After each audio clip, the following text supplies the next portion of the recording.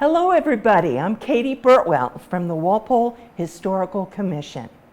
And I'm Betsy Dyer from the Walpole Historical Society.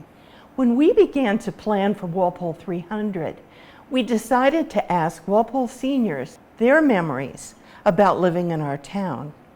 We taped the interviews, and now it's time for everyone to see them. Walpole Media will publicize the names of each person along with the dates each interview will be shown.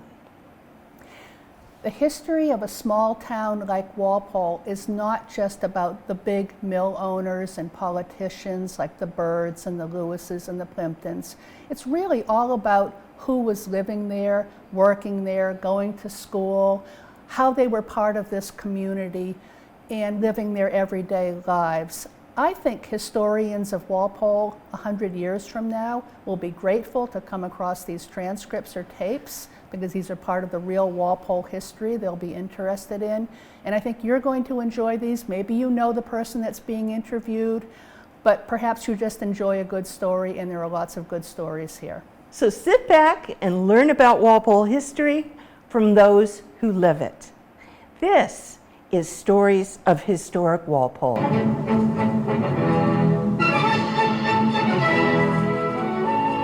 I grew up on Sumner Street, which is now Rustic Road. And that was pretty much farm country down there. And I actually, the first house I lived in was the Walpole Norwood line went through that house. Really? And I lived there until I was probably 5, 6 years old, and my aunt and uncle lived upstairs from us, and then we moved up the street to 100 Sumner Street, which was kind of like farm country. Mm-hmm. My father had came from Ireland, and he was a farmer, and we had chickens and ducks, and we had pigs out in the backyard, and just up the street was they had cows there. It was a farm up there. Wow. And it was a dairy farm? It was, no, there was just a long driveway into the woods, and they had cows on both sides of the driveway going in. And I went down there a couple of weeks ago, and there was more houses and all those fields that were there, and it's right behind the mall. So I know that area, and I know what you mean. It's full of houses. Yeah. Yep. And I was told that where my father had the pigs, it was like a foundation that was started to build them. They never built on, and I was told not to go down further because there was a well down there. Well, whether that was a story to keep me out of there or what, I don't know. But it sure has changed from the time I lived there. Yeah. So what was your first job? How old were you when you got your first job, and where was it? What was it? Oh, my first job was cutting a grass lawn down on a little variety store on the corner of Washington High Plains Street, and I was probably 12, 14 years old at the time, and from there my parents actually built the house up on what is known as the Walpole Heights now. Yep. And we moved up there when I was probably 10 or 12, and then when we got married, we built the house up a little further up from where my parents had, and that is pretty much at the top of the hill because the water tanks are right in our backyard. So I'm assuming that's pretty much the highest part of Walpole. Oh, good point. And but what about the restaurants you worked in as a youngster? well, I started working at Howard Johnson's. Well, I was too young to work inside, so I was outside. How old were you? I was probably maybe 14, maybe 15, and then as I got older, I got inside and doing the dishes, and then I got to be a breakfast cook, showed how to cook, and then there were one summer I actually went in after the closing and stayed there all night and did the cleaning for the restaurant the next morning. All right. Now, I think one time you told me about a little crime that occurred at Howard Johnson's. At one time, there was, yeah, they had broken into, and they had broken a window right over the cellar stairs, and I didn't pay much attention to it until I went out and found that the cash registers had been taken out, and they had taken them into the restrooms, and Wow. and we called the cops, and Martin O'Malley, he was we knew him, and he come up and checked the whole place out, went through the whole place down cellar and all, and they never did find the person or the money, but that was a little not knowing what could have been. Yeah. All right. Tell me all about the Red Rooster. You know I want to hear about it. The Red Rooster was that was down off of Route 27, where Route 27 crossed Route 1, and my father and my uncle used to work at the Red Rooster. And What kind of stuff would they serve? What kind of food? And they well, drink? I was a little young, so I used to walk. My mother would take me and my brother from where we lived on Sumner Street and walk over to meet my father where he worked at Burdenson's. Oh. And the Red Rooster was it was kind of like I thought it was kind of like a barroom, but actually they had music and food and stuff in there. So I learned from later on, and I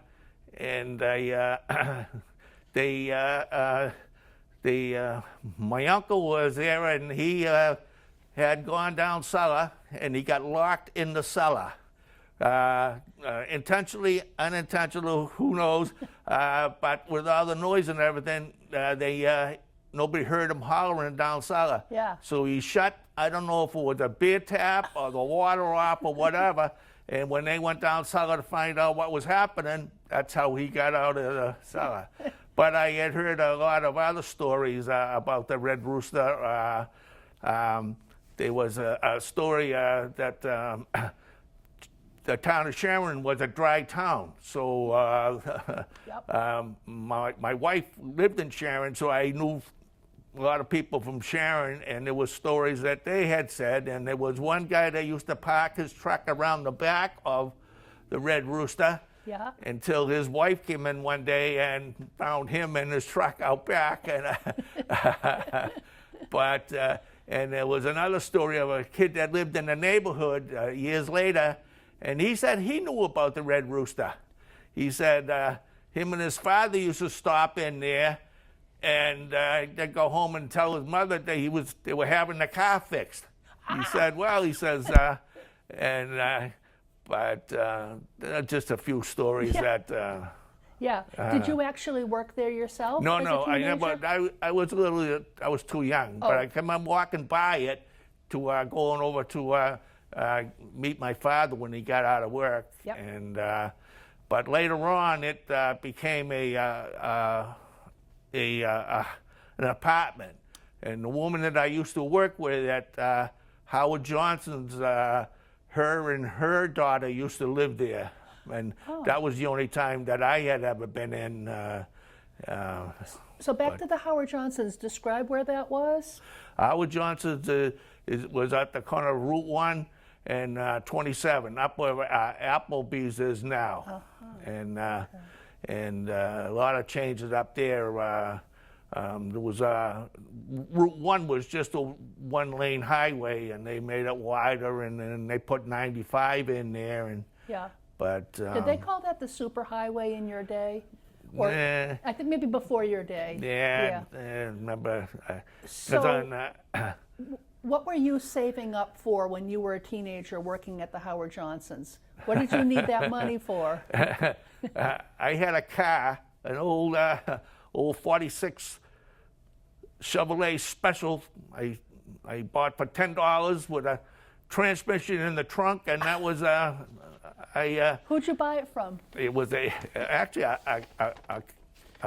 place right out back here, and a good friend of mine, his father actually put the transmission in it for me, and then that was what I used my money for. I was one of a few that had a car at the time, and Wait, how much were you getting? Do you remember how much you were getting per hour? For, I mean, it couldn't have been very much. I no, guess. I think it was like $1.25 or something like that. You think so? It wasn't. Okay.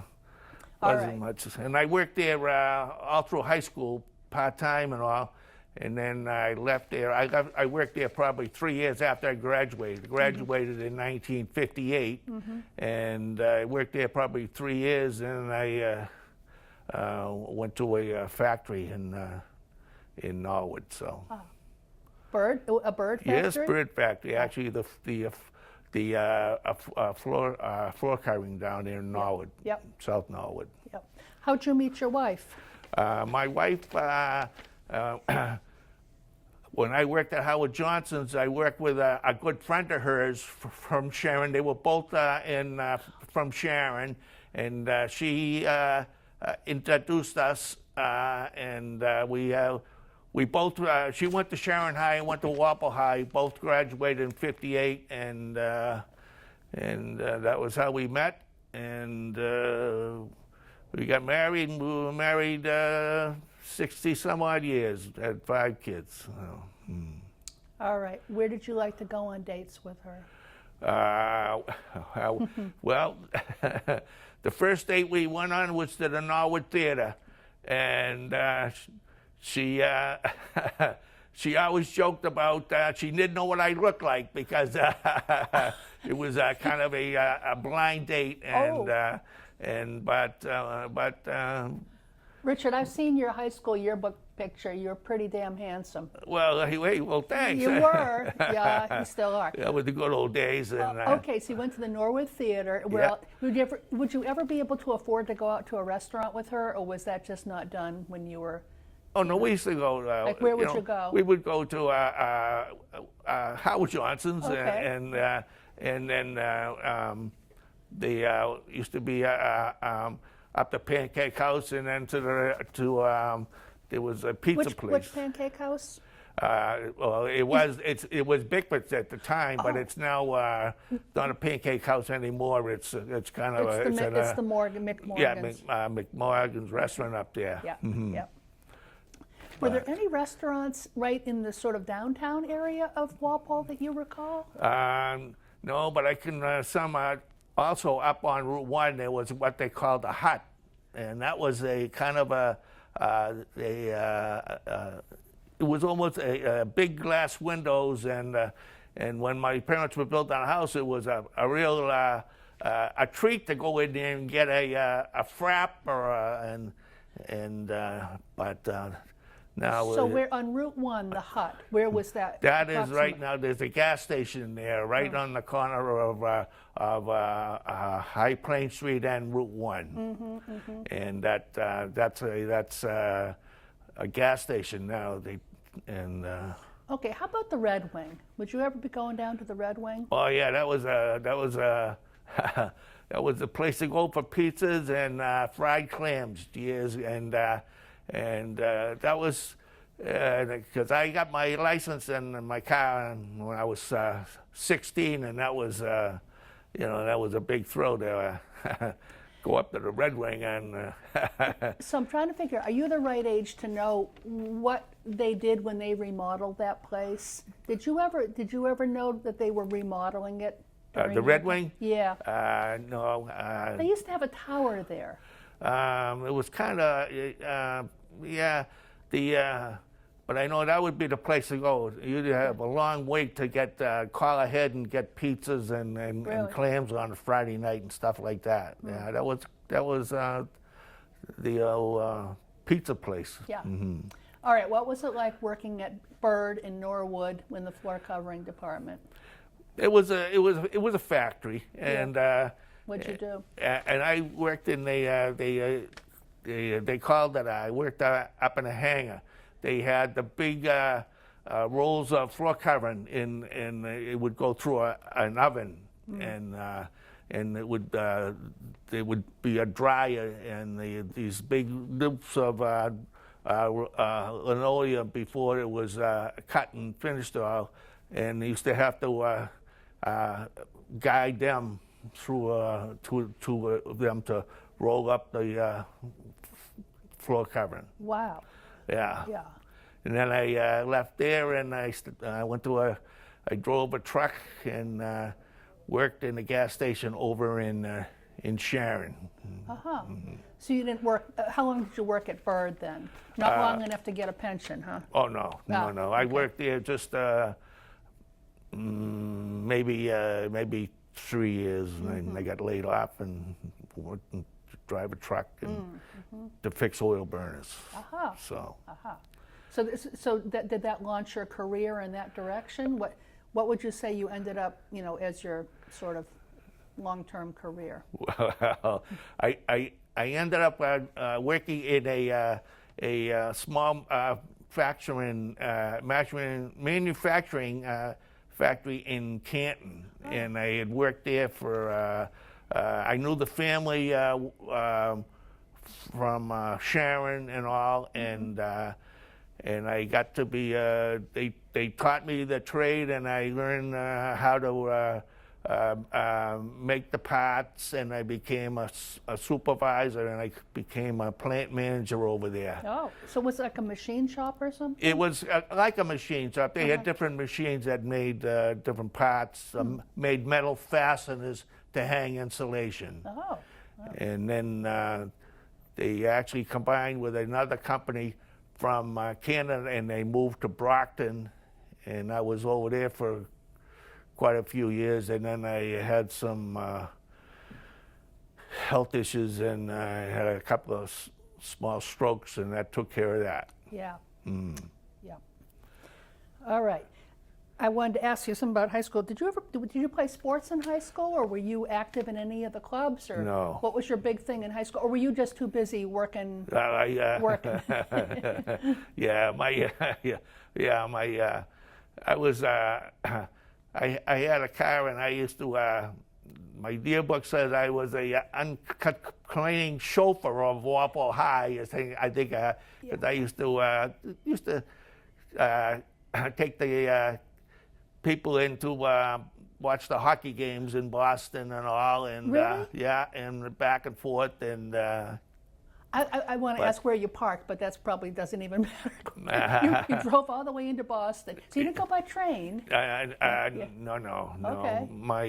Nowadays, that's what you do if you were going to go in there. Yeah. And when we got married, the wife did take the train in Boston. All right. I want to know. So, when you were living in Walpole Heights, what do you remember about the railroad going through there, and there was a depot there? What do you remember about that? I can remember when I was a kid walking over from the other side of Route 1, and the old locomotive would go through East Walpole and would go right by the parking lot right behind where the Sharon Cooperative Bank is now. That used to be a parking lot for Bird employees.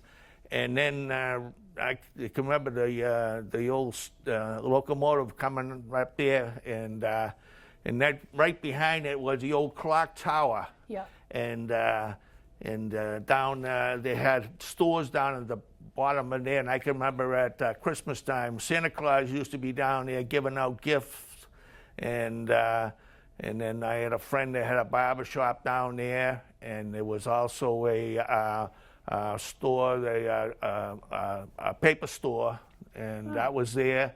and then a clock tower. I think there was a dentist up there. And the other end of the clock tower, there was a drugstore and a bank.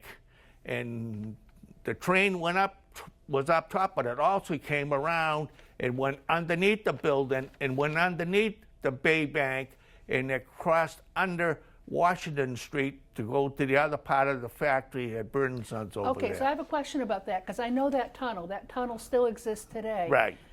So I had heard, maybe I'm wrong about this, that was where they'd be unloading coal from the train, bringing it across Washington Street through the tunnel and over to the factory. Was that a tunnel for transporting coal? It was. As you recall?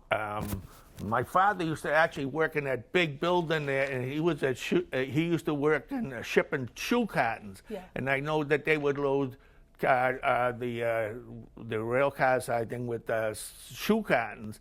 I know they used to unload coal further up because there was 2 bridges across East Walpole that are now gone, and the train would come up from Norwood and go across the 2 railroad bridges there, right there in East Walpole, and then continue up, going. Well, actually, coming up here, and Our rail trail right here. The rail trail right there, it was part of that line. Yeah. And and at one time you could not enter or leave Walpole without either going over or under railroad tracks. So we heard, yeah. And so back to Walpole Heights for a second. What street did your family live on in Walpole Heights? What street? Old Post Road. Oh, Old Post Road. Old Okay. Post Road, and that's the my family built a house there when it was a single lane and all woods all over the place. And then my father got to know some of the policemen from East Walpole and all, and where we built our house, I actually bought the land from Pat Egan, who was a policeman in the town of Walpole, and that's how I got the land that I got because of buying it from him. And I don't suppose you remember the Cedar Station and the Cedar Swamp, do you? no, I don't. Because I'm trying to figure out how common it would be for people of your age to be like just going in there and exploring. Sounds like an interesting place, but it probably wasn't your neighborhood, right? No, It was actually, a little further down. actually, I up where I lived, there was a lot of, well, like cow paths through the woods, and actually, right now, what used to be, I used to be able to drive my Jeep down there and all. Yeah. I mean, now there are big houses up there, big 3-story houses, and there was a lot of summer houses up on the heights, and the idea was that was summer homes for a lot of people. A lot of the places up there were built on didn't have foundation. They had cement blocks, and they were like tar paper shacks. Where and were all. people coming from? So the summer house for who? Some people that would come here, some from the Boston? city, From some places. Boston? Yeah. Really? I know. I read an article one time. They used to advertise healthy healthy air in the town of, but some of the places you can still see where those roads have crossed Route 1 over into the woods going over towards Sharon. And that was to be, used to go up there a lot with, as kids, we were, they were, probably 15, 16 years old, and we'd go up there, and there was a lot of, it was interesting to go up there, and it was kind of our playground out of there, and there was a lot of foundations and stuff up there, and you could actually walk right through there, the woods, and go up to the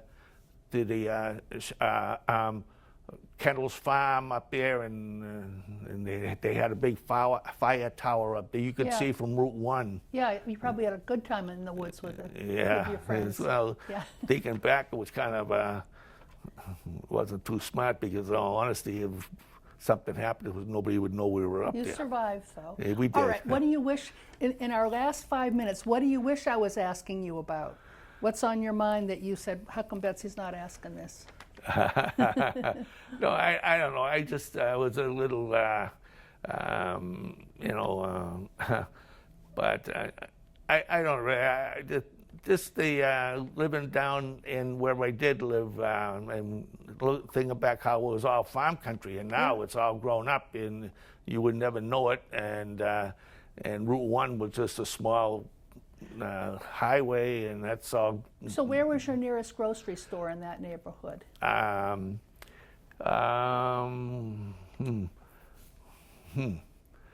Actually, I think probably we went to Walpole Center. I remember. So you had to drive quite a distance to the A&P, maybe. Yeah, the A&P was Yeah. there, but and then they put the big Stop and Shop down there when they had the blizzard back in what was it, 78? yeah. And they used to have a school would pick you up at the bottom of the street because you couldn't drive, and they take you down to the Stop and Shop down there in Norwood and bring you back and walk up the hill to.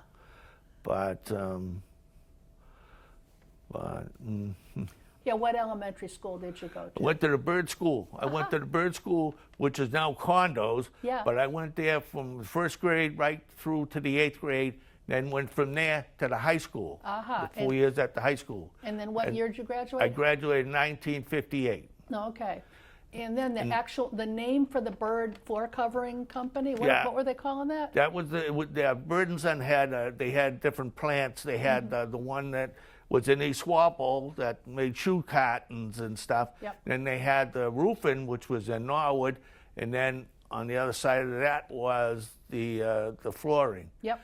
And they used to talk about used to have unload the coal, and they had a big high chimney there. Oh, it was hundreds of feet tall. Yeah. And they used to unload the coal there, and then they used to they had a big round black pipe that ran from that power plant down along the railroad tracks down to the plants in Norwood for their heat and stuff down there. And they made steam. Yeah. And there is a story that says that that they used to be able to see the big black pipe, and you could see, but there was, it hadn't been said that anybody, that people that would live by there never really had to buy any thing to heat their stores as such, or some of the houses. You mean you could pipe off of it? Well, a little bit? that has been that was a story that I had been told a few times. That's good. And there was one of those stores that was down there. The guy said that all the years that he was there, he never had to pay for any heat. All he had was a valve he just turned, and so whether that was true or not. What store was that? That was I was told that was the paper store that sold papers, newspapers. But anyway, you'd never know it. I mean, because now it's, that's kind of history now. They had a fire in there. But they had a restaurant there, too. They used to call the Bird's Nest. And Yep, that was good. Yeah. All right, we are just about out of time. That was great. Yeah. That was really interesting. Yeah. Thank you.